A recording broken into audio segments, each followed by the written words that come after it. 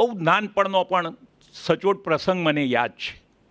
ત્યારે સૌરાષ્ટ્રમાં કાઠિયાવાડમાં ભૂપત બારવટિયાનો ત્રાસ હતો અને એ જાહેર જીવન સાથે સંકળાયેલા કોઈને પણ મારે અને એમણે પહેલું સુરગભાઈના સસરા જે એમના ગામના હતા એમનું ખૂન કરેલું, એટલે ભય ગણાય.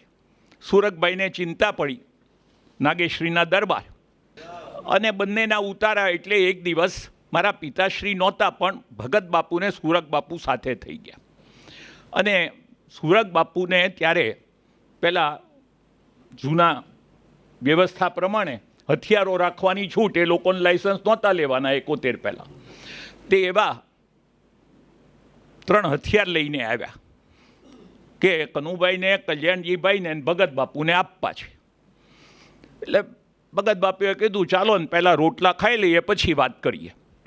પછી સુરગ બાપુએ કીધું કે આ ત્રાસ છે બારવટિયાનો અને રક્ષણ માટે આ મારે એક આ બંદૂક આ પ્રકારની બધું સમજાવ્યું કે ભાઈ આ છે, આ ડબલ લોડ ને એ બધું કીધું કંઈક એમણે. એટલે ભગત બાપુ કહે કે સુરગ બાપુ તમને ખરાબ ન લાગે પણ મારે કહેવું જોઈએ. શું? તો એ કે આ બંદૂકથી હું શું કરું? તો કે તમારે રક્ષણમાં કામ આવે.